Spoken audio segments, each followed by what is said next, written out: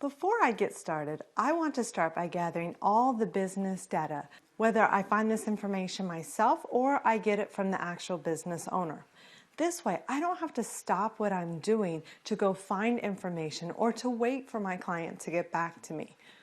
As I mentioned, I like to track all of this information in a well-organized spreadsheet that I can keep handy as I work. This is also really great if you outsource all or some of the work, as your team can reference it or add to it. So let's have a look at this spreadsheet.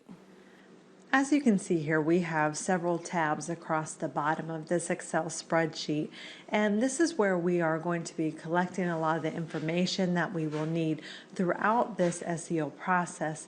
And so we are going to be referring to this document as we go through the course, as we're collecting information and referring back to it. So let's just take a look at some of the information that's here so you can get familiar with this spreadsheet. You'll notice that there are several tabs here across the bottom, and each refers to a different part of the course that we'll be going through and a different part of the SEO process. So at the very beginning of the spreadsheet, we start with the basic business information, and this is information you can start gathering really without the help of the client. You just want to get their basic NAP information, which we'll talk about a little bit later, but NAP is simply name, address, and phone number. And this is where you're going to list out all of the basic contact information here at the top.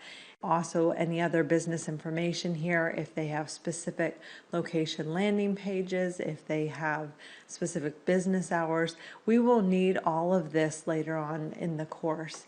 And this is going to be very important for ranking both in the Google Local Pack as well as organically later. If they're on social media, we want to go ahead and note that down here as well, because we're just trying to get an overall view here of the business. But moving on, there is a list of questions here.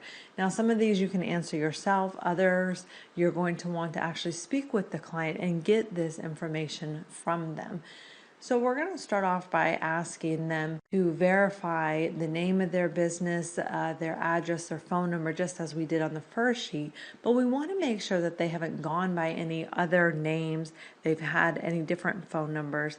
And we'll use this more when we start talking about citations in just a bit. But we also want to look at the average value of their customers so we can get an idea of how much a new client is actually going to be worth to them. This will help us decide which keywords to go after, as we'll talk about here shortly as well.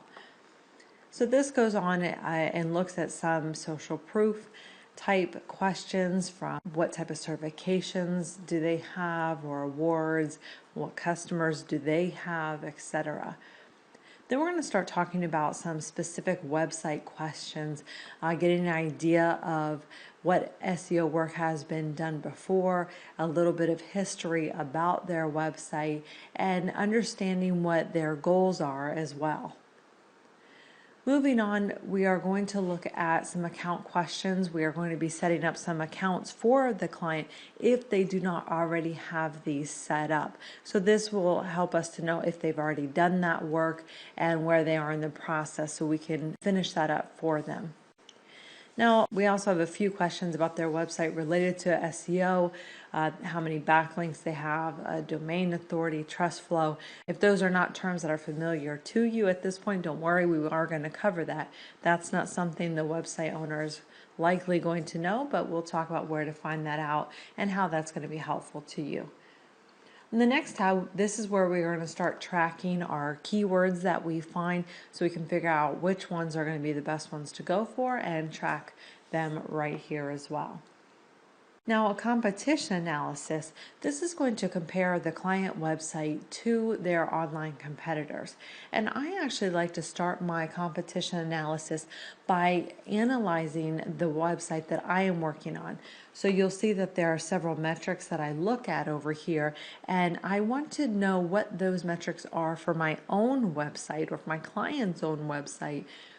And then that way, when I list all the competitors below and their metrics, I have an easy way to compare where they are and compared to the website I'm working with. Next, we're going to look at on-page optimization, and this is a checklist of sorts, and it walks you through everything that we're going to do to fully optimize the website before we move on to off-site optimization and link building. So this will walk through each step from creating accounts to on-page optimization techniques that we'll cover in detail, and just even moving on to some off-site factors as well.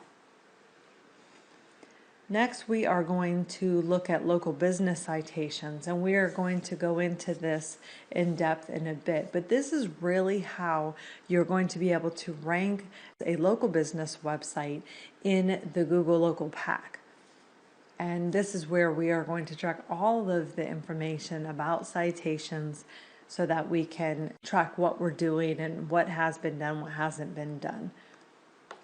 On the next tab, we're going to be looking at backlinks, and this is also going to help us with ranking organically in search engines, but we want to keep track of the backlink opportunities that we come across, which ones we have gone after, which ones that we will be going after next, and this can just help keep us organized.